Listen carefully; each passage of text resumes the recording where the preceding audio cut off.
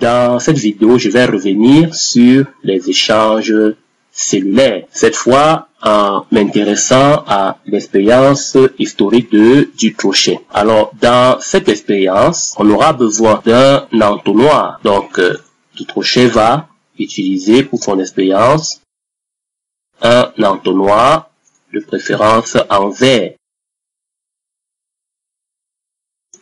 On recouvre l'entonnoir avec une membrane semi-perméable. À l'intérieur de l'entonnoir, il va verser une solution de sulfate de cuivre qui, en temps normal, a une coloration bleue. On va plonger ensuite le tout dans un cristallisoir. C'est un récipient en verre. Voilà, à peu près comme ceci. Bon, je vais ramener un peu plus bas notre cristallisoir. Voilà, à peu près comme ça. Et dans ce cristallisoir, on va verser de l'eau distillée. Bien, voilà notre dispositif.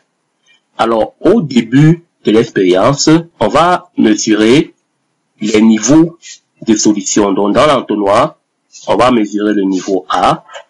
Et dans le cristallisoir, on va mesurer le niveau B de l'eau distillée. Ensuite, comme l'avait fait Dutrochet, on va laisser le dispositif pendant au moins 1 heure. Alors, qu'est-ce qu'on va observer? On aura une montée du liquide dans l'entonnoir. Donc, ça fait que le niveau de départ va changer. Au même moment, on va aussi observer une diminution du niveau de l'eau distillée dans le cristallisoire. Ainsi, le niveau du liquide dans l'entonnoir aura augmenté et on pourra noter ce niveau à 1. Pour l'eau distillée, comme la quantité d'eau a diminué, on va passer de B à B1. Pour expliquer ce phénomène, on dira que la solution de sulfate de cuivre est une solution hypertonique, c'est-à-dire que la quantité en soluté dans l'entonnoir est supérieure à la quantité de soluté dans l'eau distillée. Vu que c'est de l'eau distillée, il n'y en a pas. Donc, par osmose, l'eau distillée a diffusé à travers la membrane semi-perméable pour se retrouver dans l'entonnoir, d'où l'augmentation, d'où le passage, autant pour moi, du niveau A au niveau A1 et la diminution du niveau B au niveau B1. Mais si on continue l'expérience selon le type de membrane qui a été utilisé, on va observer quelque chose d'intéressant. Le liquide, le niveau va encore diminuer et cette fois, on ne va pas revenir au niveau A. Le liquide redescend et va se stabiliser à un endroit dans le tube de l'entonnoir. Au même moment, le niveau de l'eau distillée va augmenter.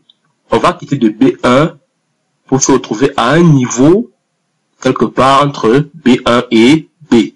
Et si on laisse ce dispositif comme ça longtemps, on verra que les niveaux ne vont plus changer. Fait remarquable, la descente du liquide dans le tube de l'entonnoir va en réalité s'accompagner d'une coloration de l'eau distillée en bleu.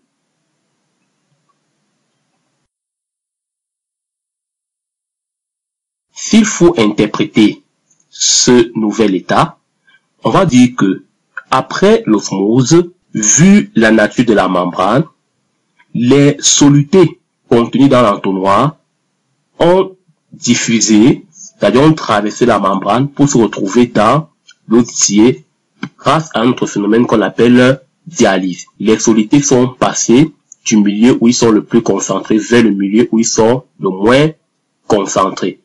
Mais comme le niveau d'eau distillée aussi est remonté, on peut aussi admettre que il y a encore eu ce qu'on appelle l'osmose inverse, c'est-à-dire que l'eau qui était contenue dans l'entonnoir est aussi sortie. Et à la fin, comme il y a stabilité, c'est parce que le milieu constitué par le cristallisoire et l'entonnoir sont tous les deux dans un état isotonique.